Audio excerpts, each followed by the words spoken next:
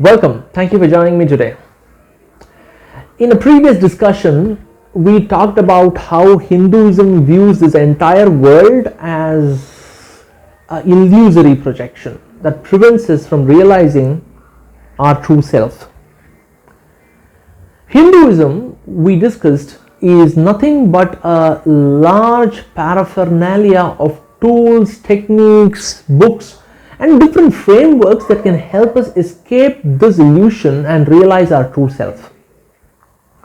But a lot of these tools, these practices of Hinduism, be it idol worship, performing some random austerity, subjecting your body to pain, or performing rituals like yajna or chanting hymns, mantras, appear to be absurd to the modern mind.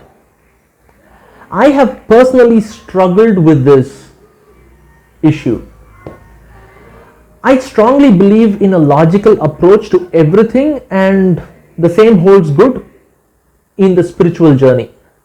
And hence, at one point in time, I had discarded a lot of Hindu rituals, almost all of them, as I was unable to find a connection between that ritual and spiritual progress. How is this ritual going to help me understand the ultimate truth or know God better? How is this ritual going to help me progress spiritually?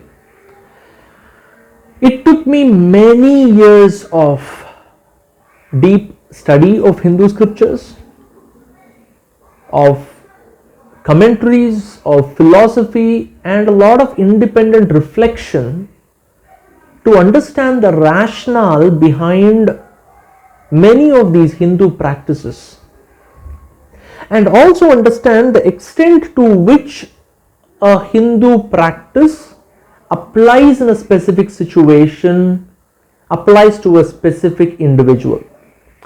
So today I want to share with you a concept that underpins a lot of Hindu rituals.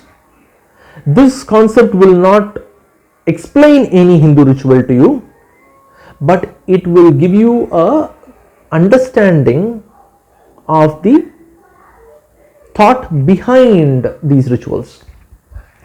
If you have a health problem or a disease, to cure that disease, you need medicine.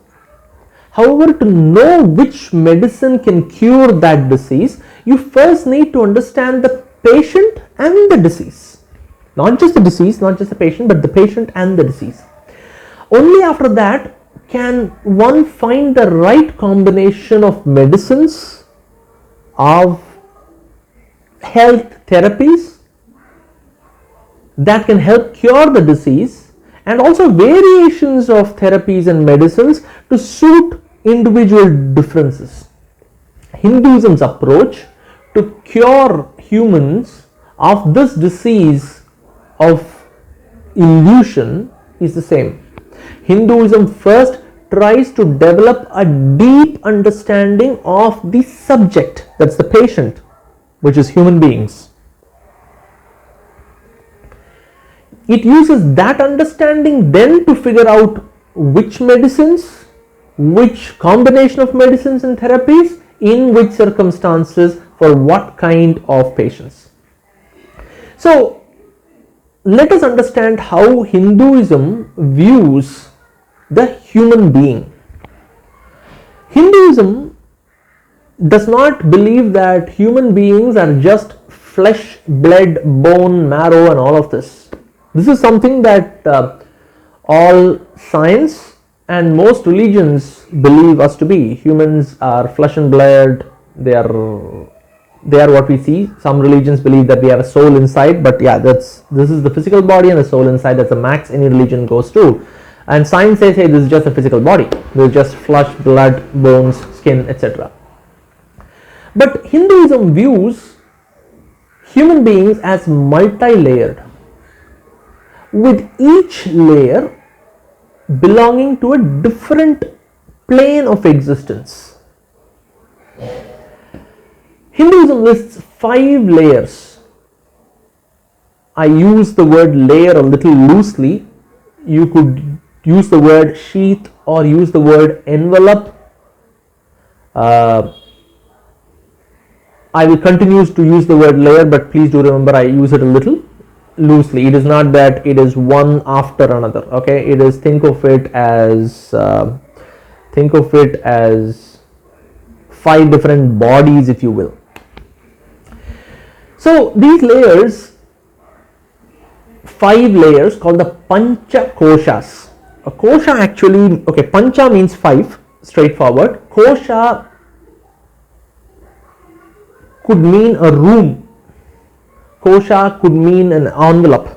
So that is why I use the word layer or envelope. So these 5 pancha koshas or 5 layers, okay, form the human body. So the human body is not just this physical layer, but there is also 5 other layers.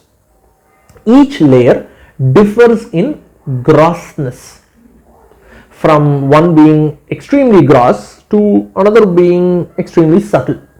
What do you mean by grossness? And what do you mean by subtleness? That was something that we need to understand.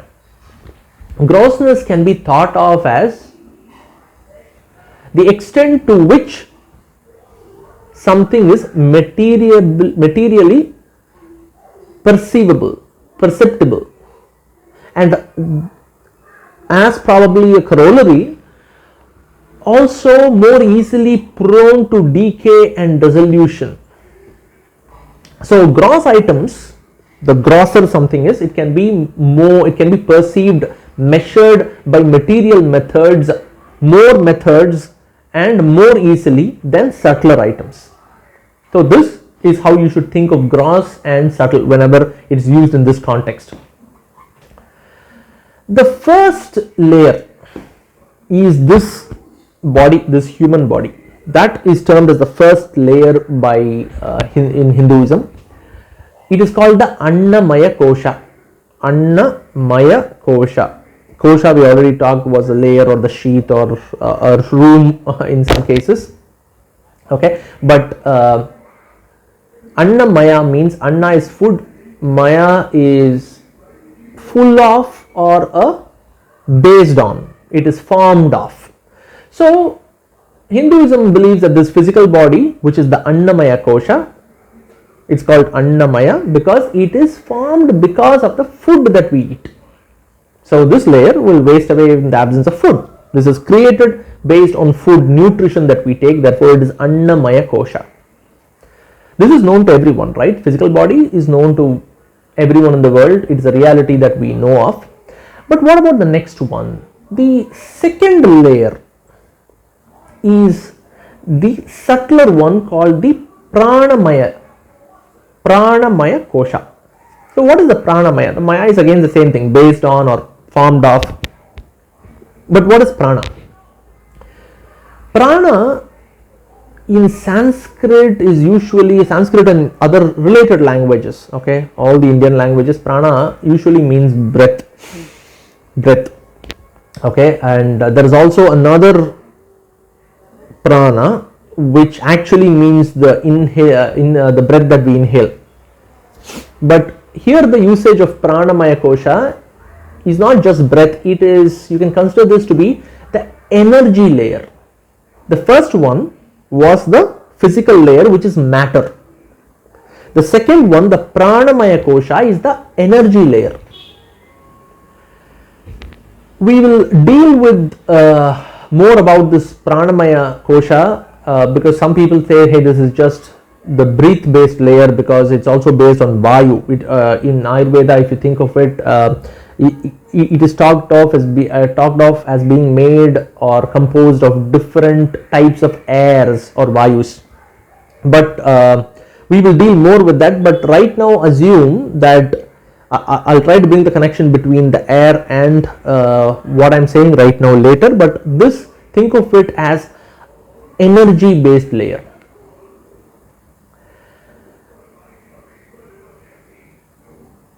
Then comes the even more subtle Manomaya Kosha.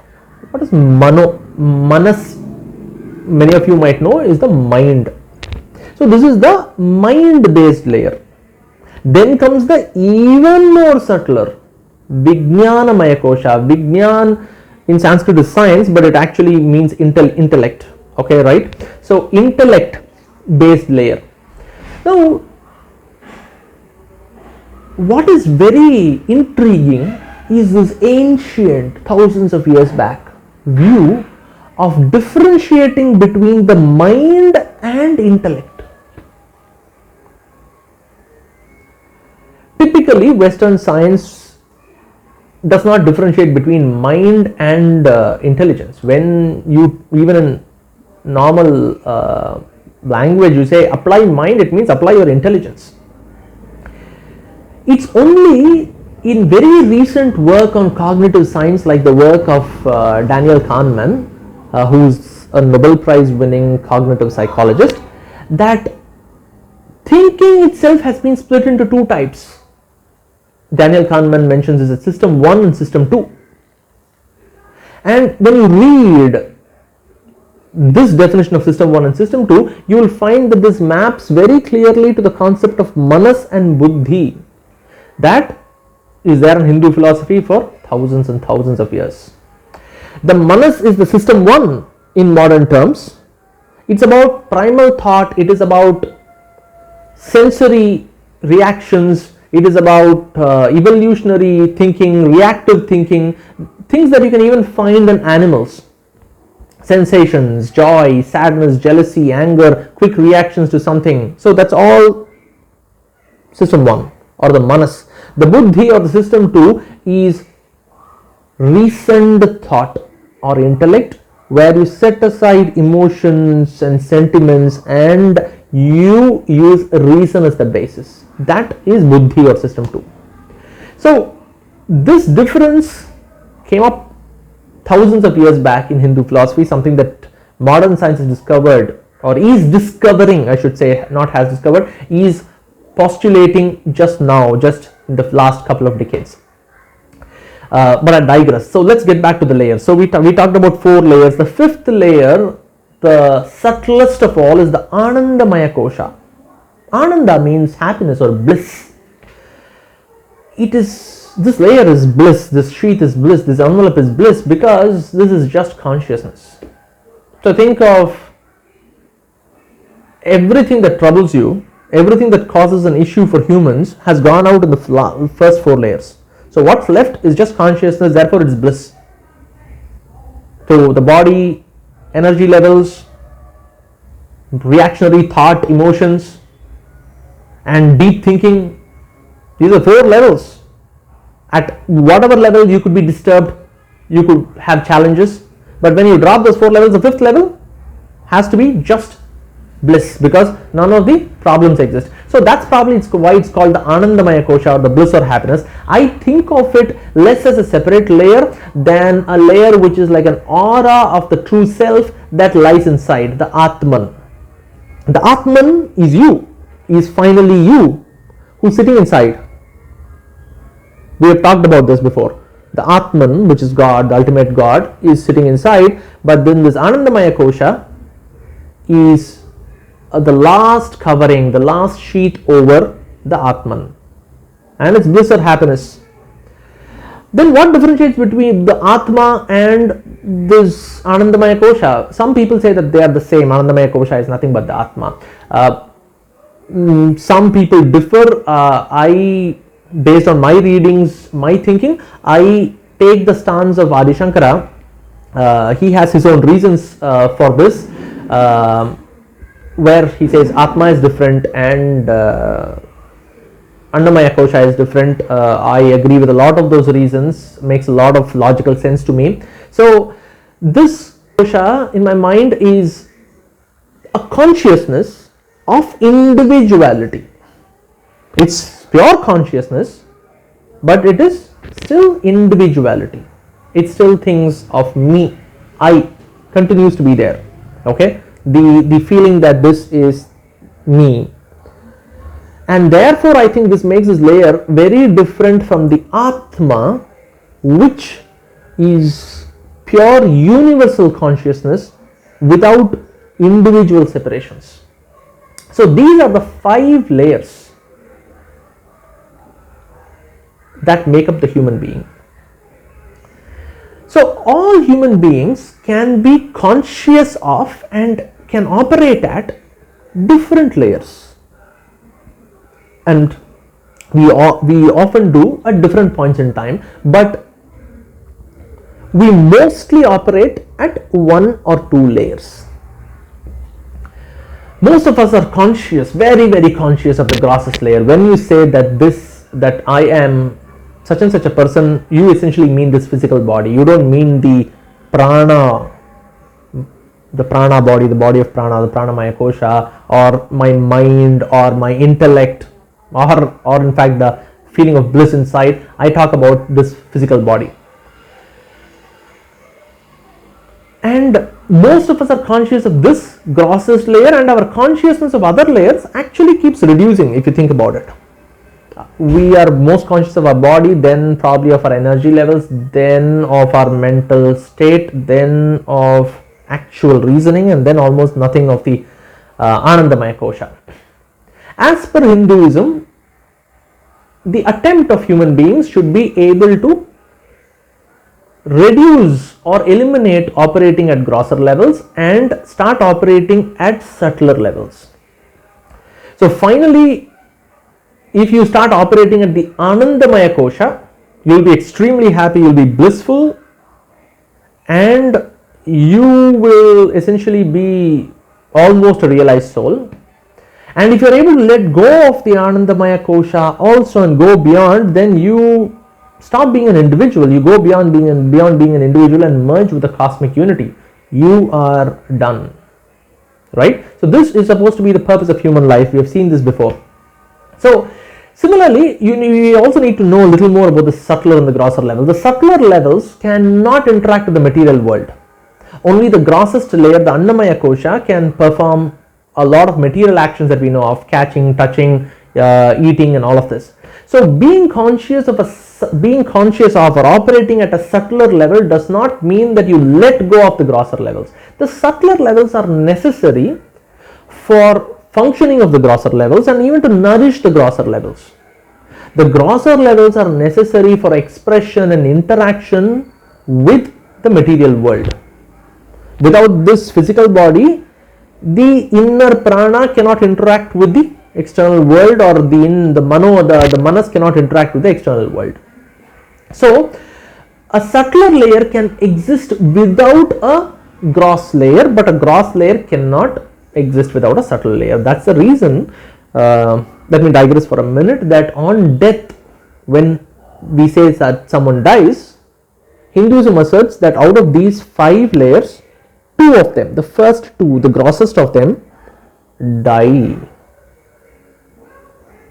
They dissolve, they decay, they just are gone. But the other 3 layers, they don't disintegrate. So matter, Annamaya kosha, and energy, they both belong to this material world and they disintegrate when what we know as death happens. But the other layers live on. What happens to those other layers, why they live on, that's a topic we will deal with on a different day. That's also a very interesting topic in Hinduism, a very complex and a very logical, again, a very logical perspective. So coming back, so we have seen these 5 different layers that form the human being. And while they are different, we have seen that they are connected with each other, subtle ones being able to influence grosser ones, but not the other way around. Now, to help understand these 5 layers and why it is better to operate at a subtler layer, we need to probably understand this a little more. Why would I not want to operate at a grosser layer? What is wrong in operating at a grosser layer? Why does Hinduism say operate at a subtle layer? Let me try to come up with a worldly analogy. Think of any organization. Think of a corporate, a multinational corporation, or a government. the parts of the organization that mainly interact with the rest of the world, the external world. In case of government, it is citizens. In case of corporate, it's customers. That's mostly the lowest level of refinement, intelligence, maturity.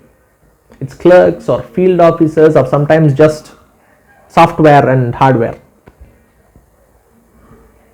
So sales reps, field officers, clerks, they are the ones that deal or interact with the external world for an organization. That's where most of the interaction happens. The highest level of refinement, intelligence, maturity lies with the CEO or the head of the government, the president, the prime minister, but they hardly interact with citizens or with customers. Now, if an organization starts operating at the level of the clerks or the field officers, with just doing what they think is right, it's not going to be good for the organization. For the organization to operate at its best, to achieve its goals, it needs to operate at the level of the consciousness of the CEO or the prime minister or the president, and the grosser levels need to be directed by the subtler levels. This is an analogy. That's how Hinduism views the human body, or I should say the human being. The clerks and field officers are the Annamaya Kosha. They actually get the work done. Without this, there is no work that's going to be done. The first level managers or supervisors energize the workers and are the Pranamaya Kosha. You remove them, the Annamaya Kosha will drop. They will not have the energy, they will not have the pep talk and all of that. The middle managers are the Manomaya Kosha, and they focus on tactics, they focus on tactical management. The senior management is the Vijnanamaya Kosha, and intelligently thinks through, focuses on long-term strategy. The CEO is the Atma sitting inside, who truly understands the vision. Now, when one is mainly operating at the level of flesh and blood, which is the physical body, then that person is not going to be able to fulfill their true purpose. And that is the reason why Hinduism says that we need to operate as much as possible at subtler levels and have the subtler levels guide the grosser levels. But when we are all operating mostly at the level of the Annamaya Kosha, which is flesh and blood, how does one move to a subtler layer? How do you even become conscious of a subtler layer and slowly move to reach that layer of Anandamaya Kosha or bliss? To traverse and become conscious of one of the subtler layers, it is important for us to remove the dominance of the grosser layer and give control back to the subtler layer, right?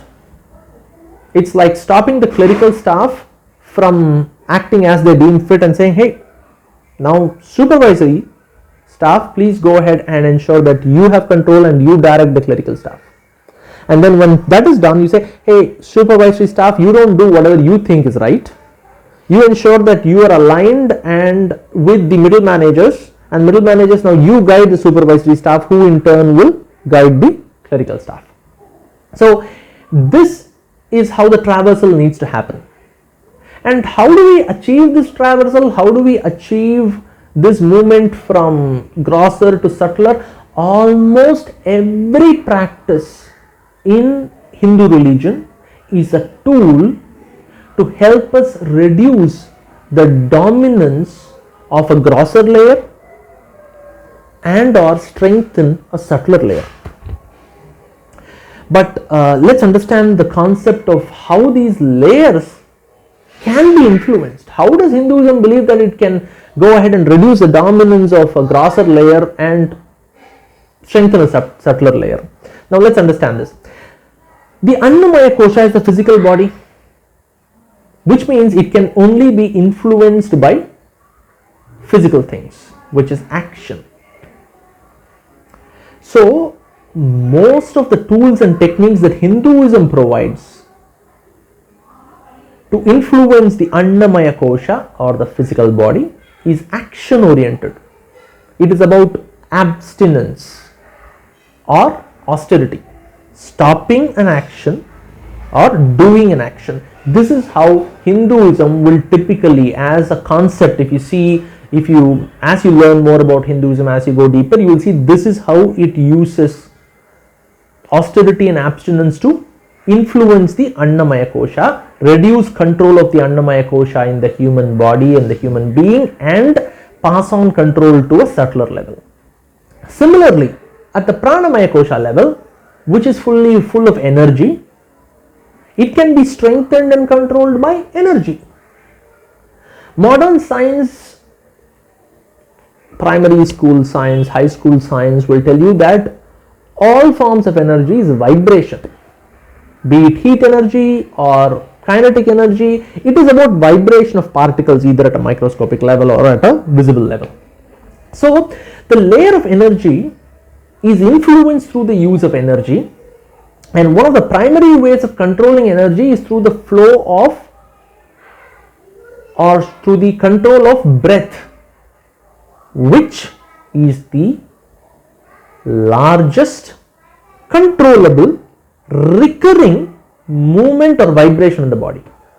So if I have to control Pranamaya Kosha, I need to control energy. Energy is vibration. So the one item that keeps on happening even when I sleep, one vibration that keeps on happening, one movement that keeps on happening is my breath, and therefore breath control becomes a very, very important part of influencing the Pranamaya Kosha. You might also be aware that scientifically, modern science says that breath is the one that brings in oxygen, and that is what causes release of energy in the body. That is also something that we can keep in mind. Another popular method, and it's not just breath, it's any energy that can be harnessed to influence the Pranamaya Kosha. Another popular tool is the influence of sound energy, and that's where the mantras and the chants come in. Sound energy will influence the Pranamaya Kosha. Now the Manomaya Kosha, how do I influence the Manomaya Kosha, which is all thought? The thought layer is obviously influenced by thoughts. How do you influence a thought layer with thoughts? Either you control the thought, reduce it, narrow it, or you introduce specific thoughts which can influence your thought layer. And that is what is done in Hinduism through dhyana or meditation, where you reduce the flow of thought almost to a nil, almost to one single point. So you control thought, thereby controlling the Manomaya Kosha, and also the bhakti, through which devotional focus on a deity, devotion about one single deity, is about introducing positive and stabilizing thoughts into your Manomaya Kosha. The Vijnanamaya Kosha is dealt with in Hinduism. The Vijnanamaya Kosha, if you remember, is the intellect layer. So what does it do? It always questions, it always doubts, it always evaluates, it's always doing these kind of calculations. So it is influenced through what? The only thing that it can understand, which is reason, introspection, discussion and rumination. And the most common ways are learning, vidya, gaining knowledge, and studying, swadhyaya, and debate, vada. So these are tools that typically are used to influence the Vijnanamaya Kosha. When all these four outer layers have been controlled one by one, then we start operating at the level of the Anandamaya Kosha. And a person who operates at the level of the Anandamaya Kosha is called the Jivan Mukta. Mukta means liberated, right? Freed. Jivan is living. So a person who has gone beyond the layers of matter, energy, thought and intelligence, even while living, is called a Jivan Mukta. So now we have seen the 5 layers of which the human body is made. We have also understood how each of these layers can be influenced and touched upon some of the popular tools that Hinduism uses to influence different layers. There are so many nuances in these tools and techniques. It is not a simple item of saying, hey, this tool, this layer, and we are done, because there are different ways in which each tool and each technique and each sub-classification within them can influence each of these layers.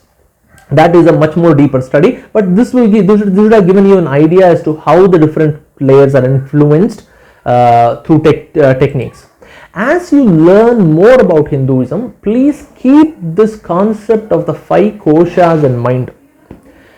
You will find this knowledge, this base concept, to be valuable in making sense of many of the rituals and practices of Hinduism, and with some more learning, a little more effort in learning, and a lot more effort in probably introspection, it will also help you make the right choices in your spiritual journey. Thank you.